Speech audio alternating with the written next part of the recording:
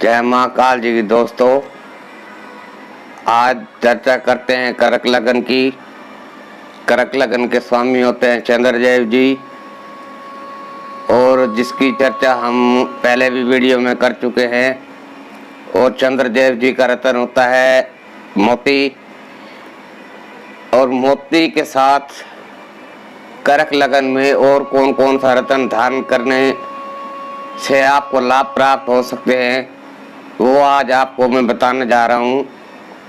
जिन्होंने पिछला वीडियो मेरा नहीं देखा, उनके लिए मुख्य रूप से मुख्य मैं आपको मोती के बारे में भी बता दूं कि लग्नेश का रत्न कहाँ धारण करना है, कहाँ धारण नहीं करना। तो आइए, सबसे पहले चंद्रदेव जी विराजमान हो तो यहाँ आप मोती धारण करें।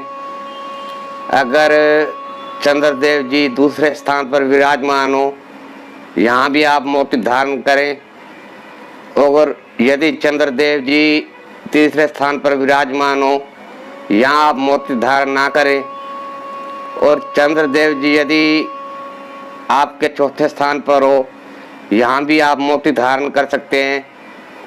और यदि चंद्रदेव जी आपके पंचम स्थान पर हो, यहाँ मोती धारण ना करें, यहाँ आपके चंद्रदेव नीच के हो जाएंगे। और यदि आपके छठम भाव में हो, यहाँ भी आप चंद्रदेव जी का रत्न मोती धारण ना करें। और सप्तम स्थान पर विराजमान हो, यहाँ भी आप चंद्रदेव जी का रत्न मोती धारण कर सकते हैं। और यदि चंद्रदेव जी आपके अष्टम भाव में विराजमान हो, यहाँ आप मोती धारण ना करें। और यदि चंद्रदेव जी भाग्य स्थान पर विराजमान हो, यहाँ भी आप मोती धारण कर सकते हैं। और चंद्रदेव जी यदि दसम भाव में हो, यहाँ भी आप मोती धारण कर सकते हैं। और यदि चंद्रदेव जी आपके एकादश भाव में हो, यहाँ भी आप मोती धारण कर सकते हैं। यहाँ आपके चंद्रदेव जी उच्च के हो जाएंगे। और यदि चंद्रदेव जी द्वादश भाव में विराजमान हो, तो यहाँ आप 12वें भाव का रत्न चंद्रदेव जी का रत्न मोती धारण ना करें। तो ये तो होगी दोस्तों लग्नेश के रत्न की बात। अब इसके साथ कौन कौन से रत्न धारण किए जाएं, किन किन रत्नों की आपको जरूरत है, उसके अनुसार आपको बताने जा रहा हूं। इसके साथ पंचमेश का रत्न धारण कर सकते हैं। पंचमेश के स्वामी हैं मंगल देव जी, और इनका रत्न होता है मूंगा। और इनका रत्न भी आप धारण कर सकते हैं करक लगन में मोती के साथ। तो यहाँ भी आपको लाभ प्राप्त होंगे। तो किन किन भाव में मूंगा धारण करें, किन भाव में ना करें, ये आज आपको बताने जा रहा हूँ। तो आइए, सबसे पहले यदि मंगल देव जी आपके लगन में विराजमान हो, तो यहाँ आप मूंगा धारण ना करें। यहाँ मंगल देव जी नीच के हो जाएंगे। और यदि मंगल देव जी आपके दूसरे भाव में विराजमान हो, यहाँ आप मूंगा धारण कर सकते हैं। और यदि मंगल देव जी आपके तीसरे स्थान पर विराजमान हो, यहाँ आप मूंगा धारण ना करें। और यदि मंगल देव जी चौथे भाव में विराजमान हो, यहाँ भी आप मूंगा धारण कर सकते हैं। और यदि मंगल देव जी आपके पंचम स्थान पर हो, यहाँ भी आप मूंगा धारण कर सकते हैं। और यदि आपके मंगल देव जी छठे स्थान पर विराजमान हो, तो यहाँ भी आप मूंगा धारण ना करें। अब बात करते हैं सप्तम स्थान की। अगर आपके मंगल देव जी सप्तम स्थान पर में विराजमान हो, यहाँ भी आप मूंगा धारण कर सकते हैं। यहाँ आपके मंगल देव उच्च के हो जाएंगे। और यदि मंगल देव जी अष्टम स्थान पर विराजमान हो, यहाँ आप मंगल देव जी का रत्न मूंगा धारण ना करें। और यदि मंगल देव जी नवम भाव में हो, यानी भाग्य भाव में हो, यहाँ भी आप मूंगा धारण कर सकते हैं। मंगल देव जी आपके 10वें भाव में विराजमान हो, यहाँ भी आप मंगल देव जी का रत्न मूंगा धारण कर सकते हैं। और यदि मंगल देव जी एकादश भाव में विराजमान हो, यहाँ भी आप मंगल देव जी का रत्न मूंगा धारण कर सकते हैं। और यदि मंगल देव जी आपके 12वें भाव में विराजमान हो, यहाँ आप मंगल देव जी का रत्न मूंगा धारण ना करें। तो मित्रों, ये तो होगी अब पश्चिमेश के रतन मूंगा के बारे में बात। आइए अब बात करते हैं भाग्य के स्वामी की। भाग्य के स्वामी हैं देवगुरु बृहस्पति और इनका रतन होता है पुखराज। और किन लग्नों, किन भाव में करक लगन के अंदर पुखराज धारण करें, किन भाव में ना करें, ये आज आपको बताने जा रहा हूं। अगर आपके गुरुदेव जी लगन में विराजमान हो तो यहाँ बेहिचक आप पुखराज धारण करें। यहाँ आपके गुरु एक तो दिग्बली हो जाएंगे और उचके हो जाएंगे, आपको यहाँ सदैव लाभ ही देंगे गुरुदेव जी। उसके बाद आपके गुरु यदि दूसरे भाव में विराजमान हो तो यहाँ भी आप पुखराज धारण कर सकते हैं। और यदि गुरुदेव जी आपके तीसरे स्थान पर विराजमान हो, यहाँ आप पुखराज धारण ना करें। और यदि गुरुदेव जी आपके चौथे भाव में विराजमान हो, यहाँ आप पुखराज धारण कर सकते हैं। और यदि आपके गुरु पंचम स्थान पर हो, यहाँ भी आप पुखराज धारण कर सकते हैं। और यदि गुरुदेव जी छठे स्थान पर विराजमान हो, यहाँ आप पुखराज धारण ना करें। और यदि गुरुदेव जी आपके सप्तम स्थान पर हो, यहाँ आप पुखराज धारण ना करें।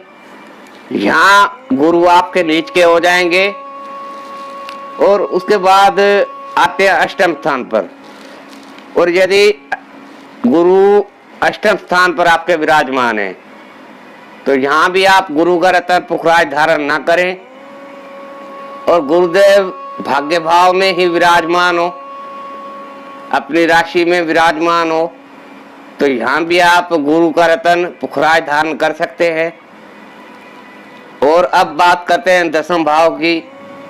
अगर गुरु आपके 10वें भाव में विराजमान है तो यहाँ भी आप गुरु का रत्न धारण कर सकते हैं। और यदि आपके गुरु एकादश भाव में विराजमान हो, यहाँ भी आप गुरु का रत्न धारण कर सकते हैं। और यदि गुरुदेव 12वें भाव में हो तो 12वें भाव में गुरु का रत्न धारण ना करें। तो दोस्तों, यह तो बात होगी त्रिकोण के रत्नों की। अब इसके अलावा यदि एक चौथा रत्न और बताने जा रहा हूं। यदि आप पर करक लगन के अंदर कहीं शुक्र की महादशा आ जाती है, शुक्र की महादशा 20 साल की होती है,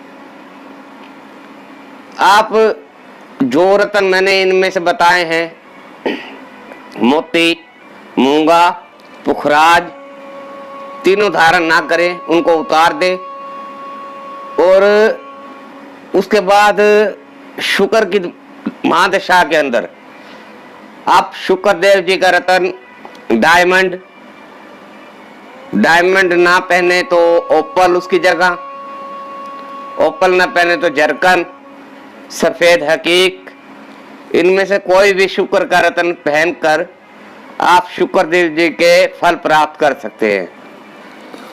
बहुत ही अच्छे भाव के स्वामी हैं शुक्र देव जी। यहाँ भूमि, मकान, वाहन, सुख भाव के स्वामी, लाभ भाव के स्वामी, इच्छा पूर्ति के स्वामी। तो यहाँ आप शुक्र देव का रत्न धारण कर सकते हैं गुरु शुक्र की महादशा में। तो किस भाव में शुक्र का रत्न डायमंड धारण करें, किस भाव में ना करें, इसकी जानकारी आपको देने जा रहा हूं। यदि शुक्रदेव आपके लगन में ही विराजमान हो तो यहाँ भी आप शुक्रदेव का रत्न धारण कर सकते हैं। और शुक्रदेव जी यदि दूसरे स्थान पर विराजमान हो, यहाँ भी शुक्रदेव का रत्न आप धारण कर सकते हैं। और आपके शुक्रदेव जी यदि तीसरे स्थान पर विराजमान है, यहाँ आप शुक्रदेव का रत्न डायमंड धारण ना करें या ओपल धारण ना करें। यदि शुक्रदेव जी चौथे स्थान में विराजमान है, यहाँ एक तो शुक्रदेव अपनी मूल त्रिकोण राशि में हो गए और दूसरा यहाँ शुक्रदेव जी दिग्बली हो जाते हैं, तो यहाँ भी आप शुक्रदेव जी का रत्न धारण कर सकते हैं। इसके बाद आते हैं पंचम स्थान की बात करते हैं। अगर पंचम स्थान में आपका शुक्रदेव जी विराजमान है तो यहाँ भी आप शुक्रदेव जी का रत्न डायमंड धारण कर सकते हैं। अब बात करते हैं छठे भाव की। यदि आपके शुक्रदेव जी छठे भाव में विराजमान है तो यहाँ आप शुक्रदेव जी का रत्न धारण ना करें। और यदि शुक्रदेव जी आपके सप्तम स्थान पर विराजमान है तो यहाँ भी आप शुक्रदेव जी का रत्न डायमंड धारण कर सकते हैं। यदि शुक्रदेव जी अष्टम स्थान पर विराजमान हो तो यहाँ आप शुक्रदेव जी का रत्न धारण ना करें। अब बात करते हैं नवम भाव की। यदि शुक्रदेव जी यहाँ विराजमान हो तो यहाँ शुक्रदेव जी आपके उच्च के हो जाएंगे। यहाँ आप बेहिचक शुक्र की महादशा में शुक्रदेव जी का रत्न डायमंड ओपल धारण कर सकते हैं। और यदि शुक्रदेव जी आपके दसम भाव में विराजमान हो तो यहाँ भी आप शुक्रदेव जी का रत्न धारण कर सकते हैं। अब बात करते हैं एकादश भाव की। शुक्रदेव जी यदि एकादश भाव में विराजमान हो तो यहाँ भी आप शुक्रदेव जी का रत्न धारण कर सकते हैं। अब बात करते हैं द्वादश भाव की। यदि शुक्रदेव जी आपके द्वादश भाव में विराजमान हो तो यहाँ आप शुक्रदेव जी का रत्न धारण ना करें। और इसके अलावा फिर वही बात बार बार आ जाती है, हर वीडियो में वही बताने जा रहा हूँ, दोबारा से फिर बता रहा हूँ। कुछ लोग नए जुड़ते हैं जो देखते हैं, जिन्होंने मेरा पिछला वीडियो नहीं देखा होता तो उनको भी ताकि पता लग जाए। कोई भी रत्न, किसी भी लगन का रत्न अपनी जन्म पत्रिका किसी विद्वान को दिखाकर ही धारण करें। उनसे सलाह मशवरा करके जिस रत्न की वो सलाह दें आपको, वही रत्न धारण करें। किस रत्न की आपको जरूरत है, मैंने तो भाव के अनुसार आपको रत्न बता दिए। अब आपको चाहिए क्या, वो आप की कुंडली बताएगी या आप बताओगे, उसके अनुसार ही रत्न वो धारण करवाया जाएगा। ये नहीं है कि मतलब कुंडली के अनुसार 4 रत्न बताए और आपने चारों ही रत्न ठूस लिए तो उसमें आपको नुकसान हो जाएगा। तो ऐसा ना करें। किसी अच्छे विद्वान को ही अपनी कुंडली दिखाकर उनसे परामर्श करके पूरा विश्लेषण करवाकर कोई भी रत्न हो, किसी भाव का रत्न हो, किसी भी लगन का रत्न हो, उसके अनुसार धारण करें जो आपको विद्वान बताए। और एक बात आपको आज और बताने जा रहा हूं। कुछ रत्न सदा के लिए होते हैं, कुछ रत्न कुछ समय के लिए होते हैं। रत्नों की भी उम्र होती है, रत्नों का भी एक टाइम होता है, वो मैं अपने अगले वीडियो में बताऊंगा। हर रत्न सदा के लिए नहीं होता है, इनके टाइम अनुसार ये बदलने भी पड़ते हैं और कुछ उतारने भी पड़ते हैं। तो आज के लिए इतना ही। जय मां काल जी की।